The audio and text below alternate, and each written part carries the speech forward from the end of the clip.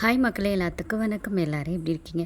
இன்றைக்கி நம்ம பார்க்க போகிற ரெசிபி ரொம்பவே சிம்பிளாக பண்ணி முடிச்சலாங்க. டேஸ்ட்டாக சூப்பராக இருக்கும். மலாய் ப்ரொக்கோலி. வாங்க பண்ணலாமா? கண்டிப்பாக ப்ரொக்கோலியில் குட்டி குட்டி புழுவும் இருக்குங்க. அதுவும் இப்போ சீசன் டைம் நத்தையும் இருக்குங்க. பார்த்து எல்லாத்தையும் ஆஞ்சி எடுத்துக்கோங்க. இப்போ எல்லாத்தையும் எனக்கு என்ன சைஸ் வேணுமோ அந்த சைஸ்க்கு நான் ஆஞ்சி எடுத்துட்டேன். இப்போ நல்லா தண்ணியை கொதிக்க வச்சு அந்த ப்ரொக்கோலியை ஒரு 5 நிமிஷம் அப்படியே விட்டுறேங்க. இந்த சீசனில் ப்ரொக்கோலி ரொம்பவே கம்மி ரேட்டில் கிடைக்கிதுங்க. இல்லாட்டி ஒரு பூவே ரூ. 70 80 வாங்குற மாதிரி இருக்கும். நான் 5 பூவே ரூ. 70 தாங்க வாங்கினேன். இந்த சீசனில் நீங்களும் வாங்கி இதை ட்ரை பண்ணுங்கள். அப்படி ப்ரொக்கோலியே கிடைக்கலனாலும் காலிஃப்ளவரில் கூட ட்ரை பண்ணுங்கள். ரொம்பவே சூப்பராக இருக்குங்க.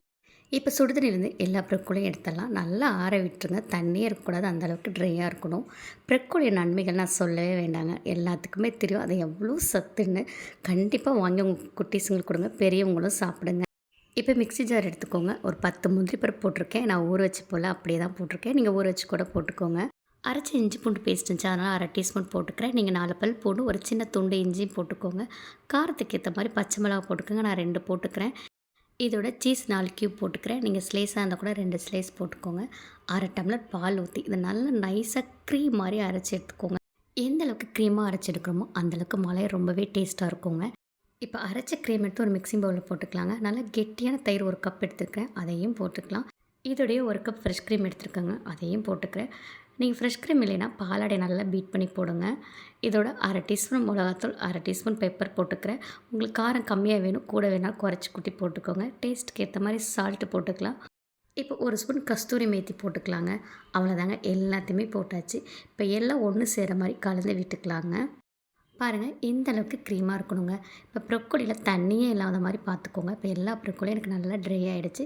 இப்போ எல்லா ப்ரொக்கோலியும் எடுத்து க்ரீமில் போட்டுருங்க. போட்டு நல்லா கலந்து வச்சுக்கோங்க. இந்த ப்ரொக்கோலியில் க்ரீம் நல்லா கோட்டிங் ஆகிருக்கணுங்க. அந்தளவுக்கு பார்த்து எடுத்துக்கோங்க. இந்த அளவுக்கு கோட்டிங் ஆகிருக்கணுங்க. இப்போ ஒரு டவா ஒன்று வச்சுக்கலாங்க. 1/2 ஸ்பூன் அளவுக்கு பட்டர் போட்டுக்கோங்க. பட்டர் மெல்ட் ஆனால் அடுப்பை லோ ஃப்ளேமில் வச்சுக்கோங்க. இந்த க்ரீமில் ப்ரொக்கோலி கோட் பண்ணி வச்சுருக்கிறத எடுத்து அப்படியே டவாவில் ஒவ்வொரு பூவாக தனித்தனியாக எடுத்து வச்சுருங்க. இப்போ திருவண்ண சீஸ் எடுத்து ப்ரொக்கோலி மேலே கொஞ்சமாக வச்சுக்கலாங்க. எல்லா ப்ரொக்கோலி மேலே வச்சுக்கோங்க. இப்போ மூடி போட்டு ஒரு 5 நிமிஷம் அப்படியே விடுங்க. நல்ல சீஸ் மெல்ட் ஆகி வரும். அப்போ நம்ம திருப்பி போடலாம். நல்ல ஒரு கோல்டன் ப்ரௌன் வந்தோடனே நம்ம எடுத்துடலாங்க டவாலேருந்து. எங்கள் ஊரில் ஈவினிங் ஆனால் சூன்னு மழை பெய்யுதுங்க. இந்த மழை டைமில் இந்த மலாய் ப்ரொக்கோலி செஞ்சு சாப்பிட்டு பாருங்களேன். சுட சுட இதோட டேஸ்ட் அப்படி இருக்குங்க.